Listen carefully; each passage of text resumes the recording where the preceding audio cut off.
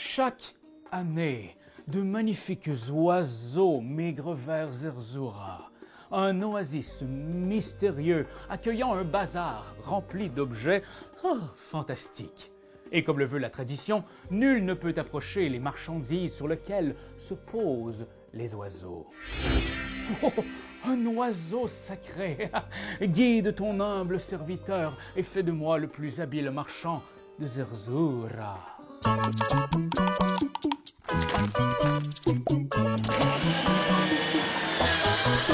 Zerzura est un jeu qui se joue de 2 à 5 joueurs et prend environ 20 minutes. Les joueurs devront jouer du coude et réussir à collectionner les objets les plus valables sans se faire dérober leurs gains et sans déranger les oiseaux sacrés. Quoi? Bien sûr, maître des vents. À la fin de la partie, le joueur qui aura la collection d'objets valant le plus de points de victoire sera nommé vainqueur. Mise en place. Chaque joueur choisit un oiseau et prend un plateau de sa couleur. Si vous jouez en mode facile, ajoutez ces cubes à votre plateau personnel. Ils serviront à indiquer à tous où vous en êtes dans votre collection. Si vous souhaitez plus de mystère, jouez en mode expert. Les cubes sont alors mis de côté et il n'en tient qu'à vous de vous concentrer pour suivre la progression de la collection des autres joueurs. Ensuite, mélangez toutes les cartes pour former une pioche d'objets.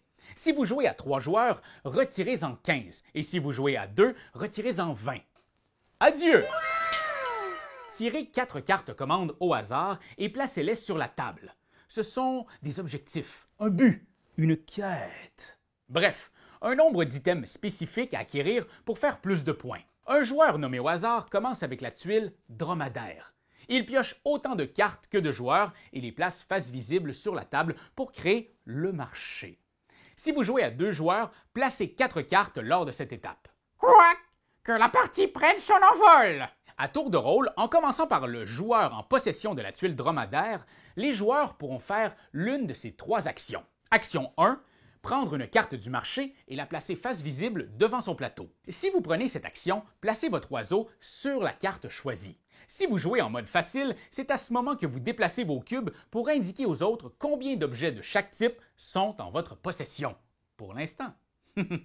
Parce que l'action 2 est d'échanger une carte en votre possession avec celle d'un autre joueur. Les cartes échangées ne peuvent pas, bien sûr, être sous un oiseau. On ne touche jamais aux oiseaux. Jamais! Jamais!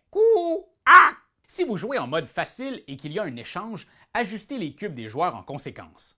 Troisième option, mise en réserve. Si vous prenez cette action, choisissez jusqu'à 2 cartes devant votre plateau qui ne sont pas sous un oiseau et cachez-les sous votre plateau personnel. Ces cartes sont alors à l'abri des échanges pour le reste de la partie. Quand vous faites cette action, posez votre oiseau sur la tuile dromadaire, si aucun autre oiseau ne s'y trouve déjà. N'aie crainte, mon ami dromadaire, c'est un grand honneur d'être choisi par ce noble volatile. Quand tous les joueurs autour de la table ont fait une action, le tour se termine. Notez que si vous jouez à 2 joueurs, vous devez faire un autre tour de table d'action pour que le tour se termine. À la fin du tour, il faut faire un peu de ménage. Les cartes restées dans le marché sont retirées de la partie. Si un joueur a posé son oiseau sur le dromadaire, il le récupère. Oui, c'est un très gros oiseau. Un nouveau tour peut alors commencer en débutant par le propriétaire du dromadaire qui regarnit le marché avec de nouvelles cartes. Et on reprend la valse des actions. Dès qu'un joueur a en sa possession le nombre d'objets requis par une carte commande, il peut la réclamer. Et ce, en considérant les objets devant lui et les objets sous son plateau. La carte commande nouvellement acquise va sous le plateau du joueur et elle ne peut pas être échangée ou volée. La partie se termine quand la pioche de cartes objet est vide. On termine alors le tour en cours, puis on procède au décompte des points. Bon, par exemple, moi ici j'ai 5 lampes magiques. Le chiffre en haut ici indique que ça me rapporte seulement 1 point. Dommage, si j'en avais eu un de plus, j'aurais fait 9 points. Soyez donc très attentifs à ces scores. Parfois, avoir un seul objet spécifique rapporte plus que d'en avoir plusieurs. Vous pouvez aussi vous baser sur ces scores potentiels pour faire des échanges qui vont faire mal aux autres. Dérober un objet qui rapportait 1 tonne de points à mon adversaire en échange d'un item en trop qui va plomber son score. Ouch!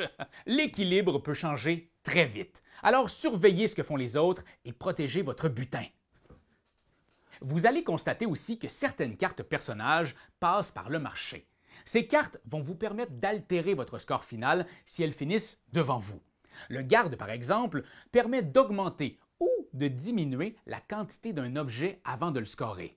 Ça aurait été très pratique pour notre lampe de tout à l'heure. Le mage vous donne des points supplémentaires par lot d'objets dans votre collection. Le sultan vous donne 1 point par ensemble de 2 cartes marchandises et la sultane rapporte 1 point par carte personnage. Ces alliés peuvent donc changer complètement votre score. Alors, n'hésitez pas à vous en saisir. Quack! Quack! Ne paniquez pas, Votre Altesse, c'est sa façon de montrer son affection. Il est très affectueux.